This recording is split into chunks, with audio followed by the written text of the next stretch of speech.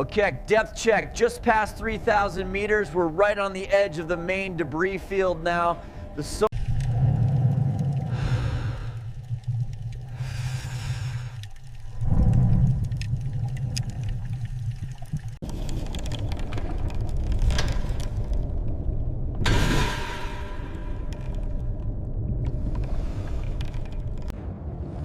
Did you hear that creak? Sound travels strangely down here. Sonar is screaming now.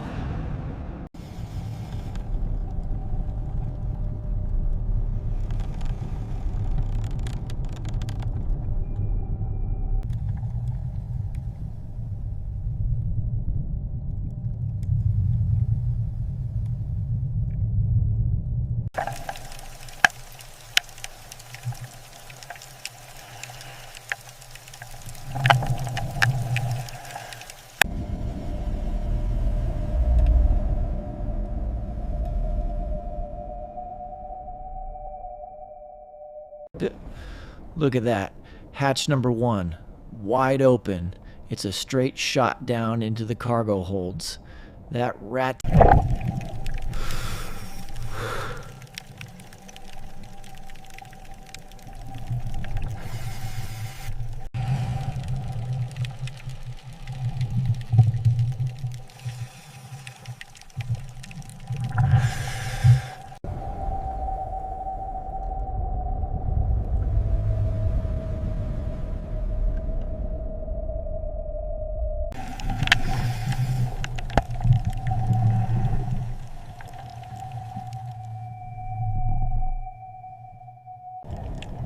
We maneuver closer.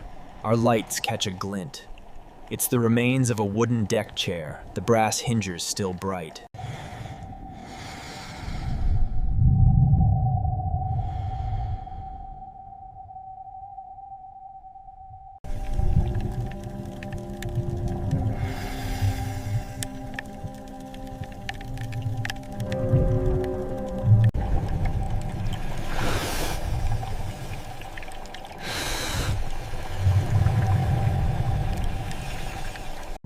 Leaving the bow behind, it's overwhelming. Now we cross the debris field to the stern. It's just blackness out here. What is that?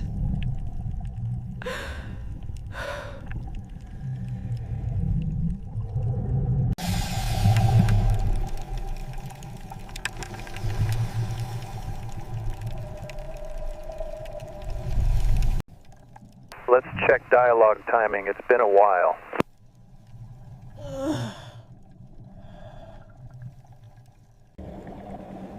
Looming out of the darkness is one of the most awe-inspiring sights, the gigantic starboard wing propeller.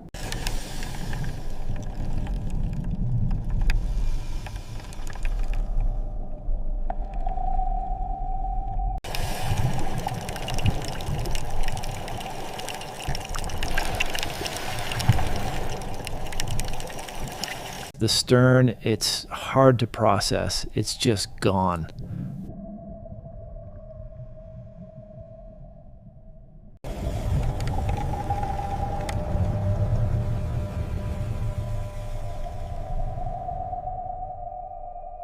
Contact confirmed. Significant rust displacement. Steady as she goes, pushing through the breach. Okay, squeezing through. Ah, damn it. Silt out. Can't see a thing. Holding position.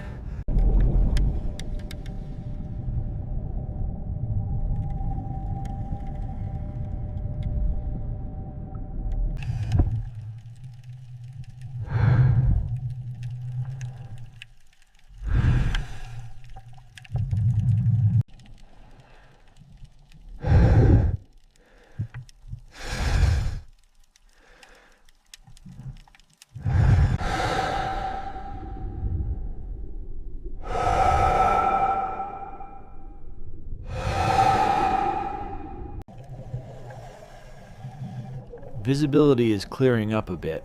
We're out of the crew area. This looks like the sea deck reception.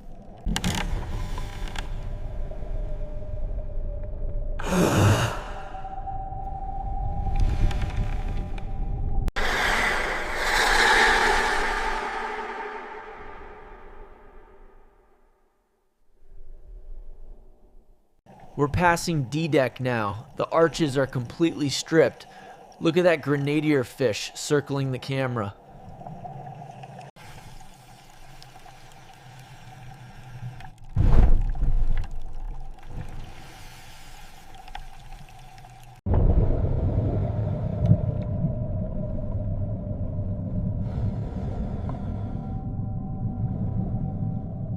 Okay, that was too close. Ceiling panel just came down right in front of me. Scared the hell out of me.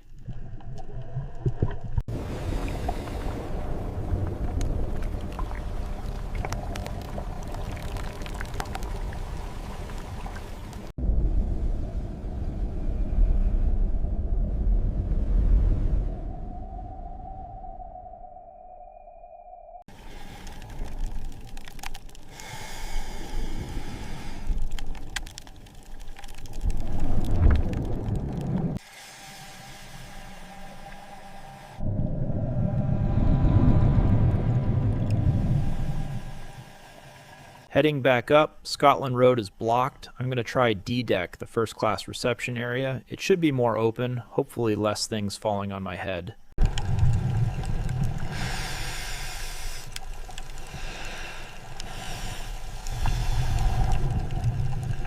A perfectly preserved brass spittoon sitting upright in the mud. It's a bizarre relic of Edwardian social habits.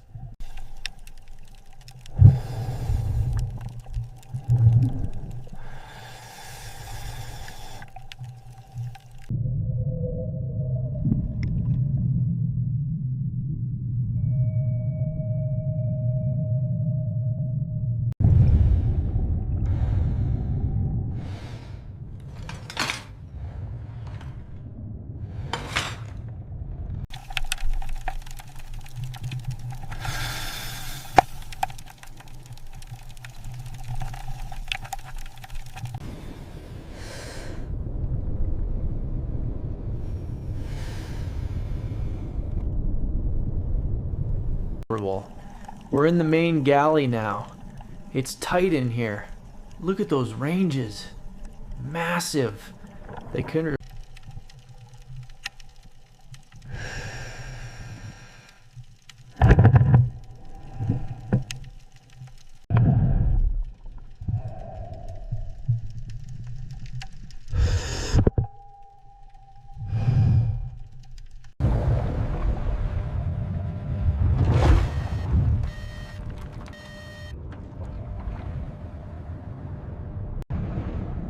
Okay, visibility is degraded to near zero. Made it out of the galley. That was tight. Back in the dining saloon now. Gonna catch my breath for a second.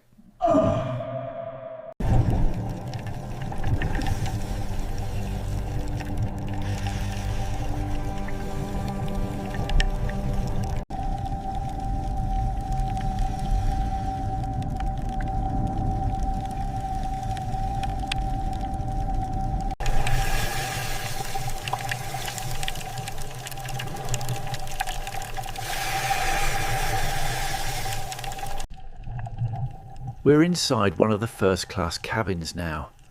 Look at this, a suitcase. It's still there.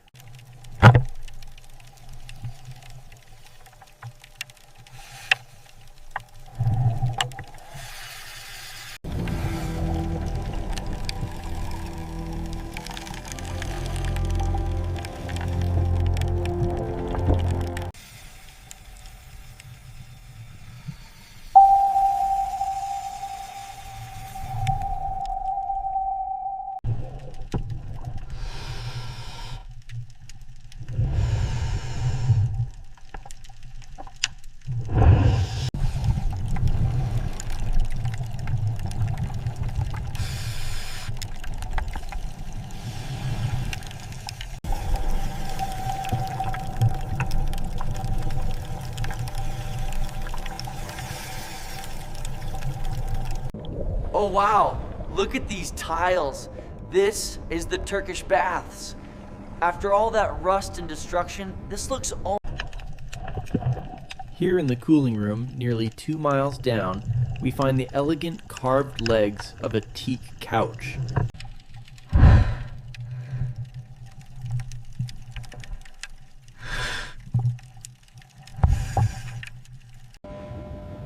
We encounter a massive watertight door, fully closed. The heavy steel plate is buckled, but it remains a... We're pushing through the coal bunkers now to get around that watertight door. It's pitch black, and the water is full of coal dust. We also find a heavy iron slice bar, a tool used by firemen to stir the coal fires, leaning against the base of...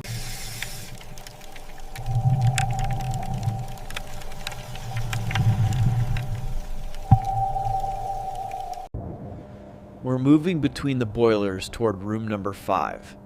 This is near where the ship hit the iceberg. The pressure down here is...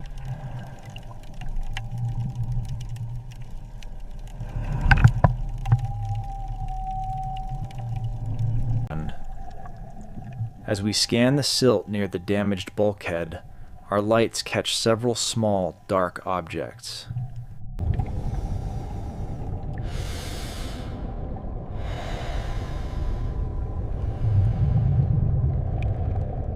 That was heavy, those boots. They're just sitting there. Okay, we need to keep moving. Looking at the hull now, you can see the rivets have popped.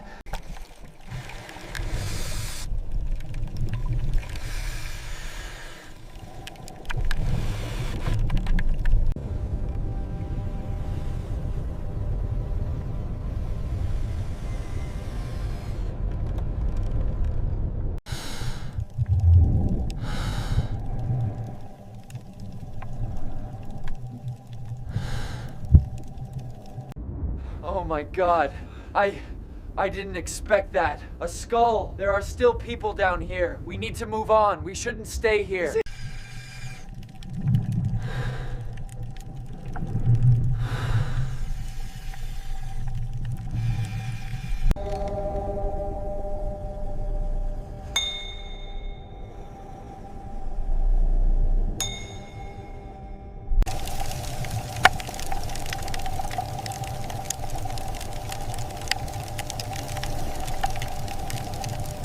In the library now, those lumps on the shelves, those were books.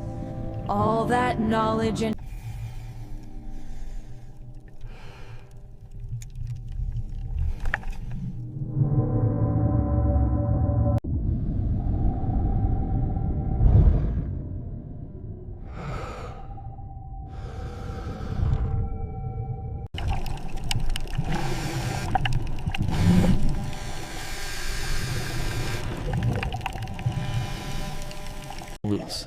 The Café Parisien.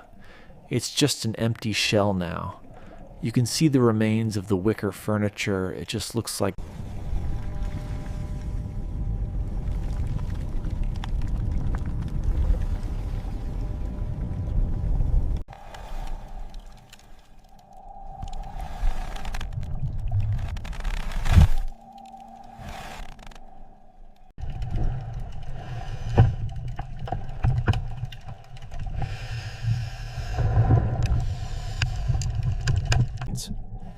We find a heavy, rectangular metal box. We clear the silt with the ROV's brush, revealing a rusted metal key.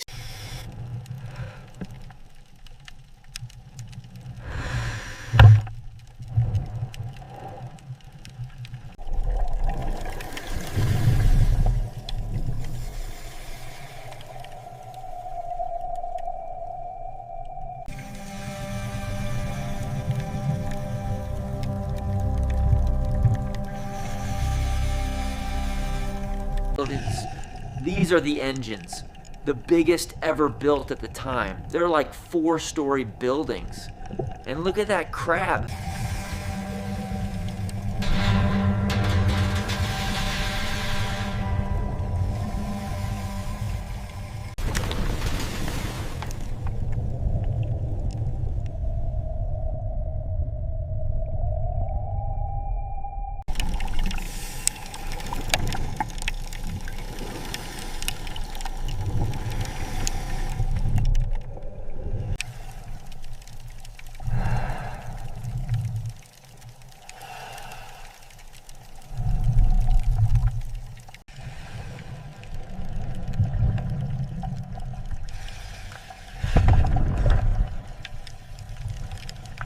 Found this chandelier all by itself, hundreds of yards from the ship.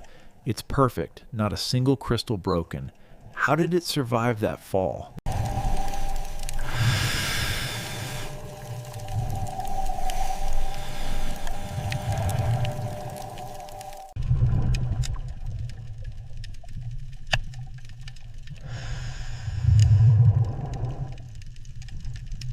Notes. This is it, the Renault. You can see the chassis and the wheels. And look at that brass headlight. It looks like...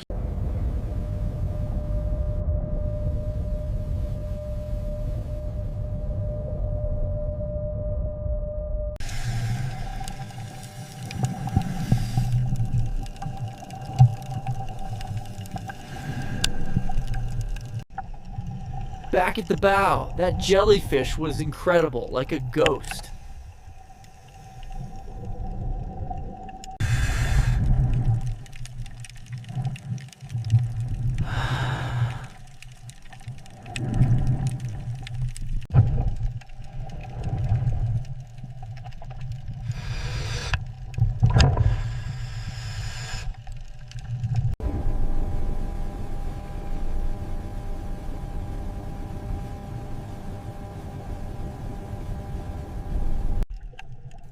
Cargo hatch number 2. Look at all those white jars.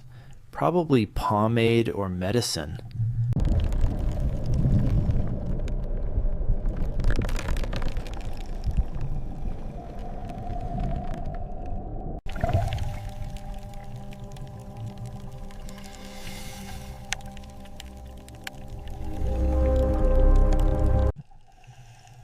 The impact was so hard it plowed 20 feet into the bottom.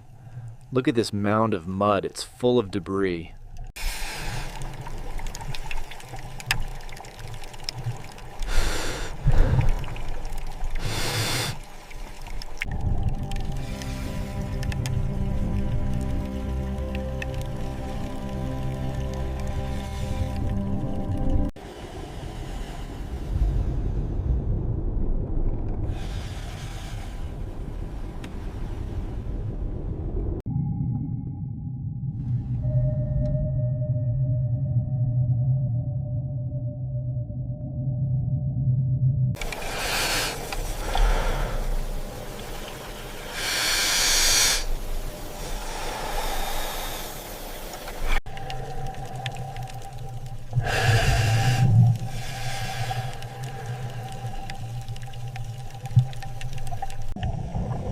The a la carte restaurant. This was the most exclusive place on the ship. Look at these silver platters.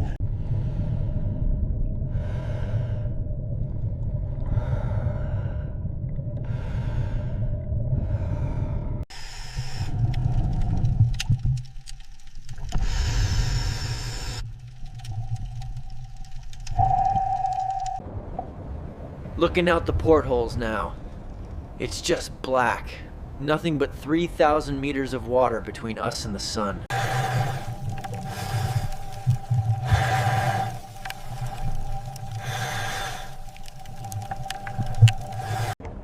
We're deep in the G-deck mailroom. Look at all those white fibers. And those are the remains of thousands of letters.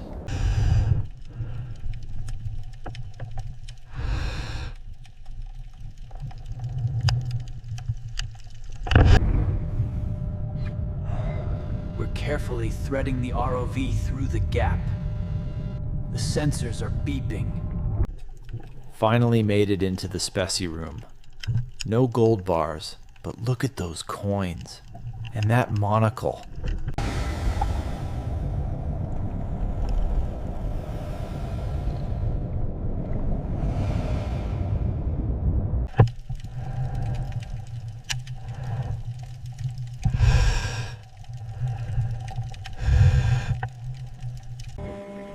We're in the baggage room now. Look at that dress. It looks like it could have been worn yesterday. The silk has survived better than the... The Ryersons were a wealthy family on the ship. This trunk was their world for a few days. The connection to a specific...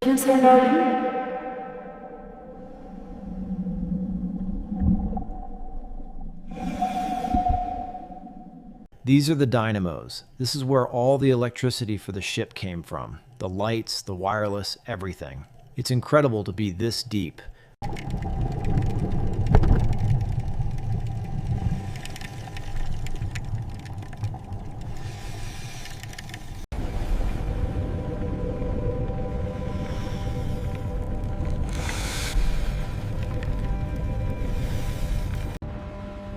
Approaching the bridge.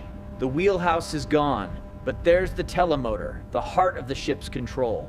This is where the... We've located the ship's gymnasium. Amidst the rusted metal frames, we find this exercise bike.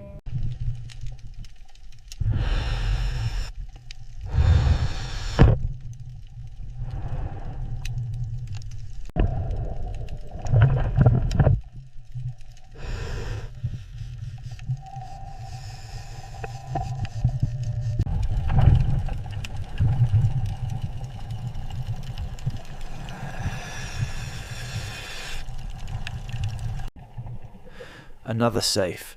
This one is wide open. All the valuables are gone, or buried in the mud somewhere else.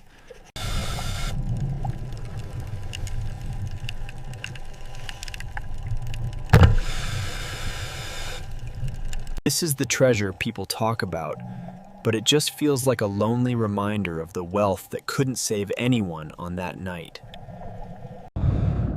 That diamond. It's beautiful and terrible at the same time. All that wealth, and it ended up here.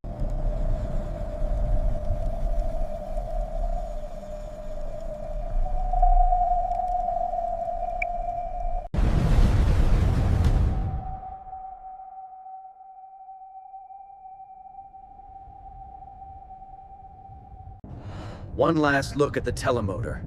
This is where it all happened. The quartermaster standing here, trying to save the ship. Nearby, we find something we missed before. It is a pair of binoculars, lying half buried in the silt.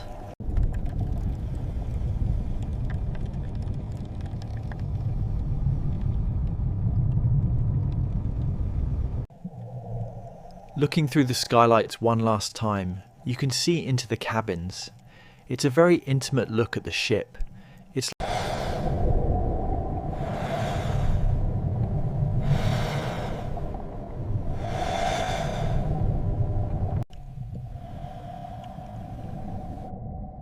We begin our final ascent. We rise vertically away from the bow deck.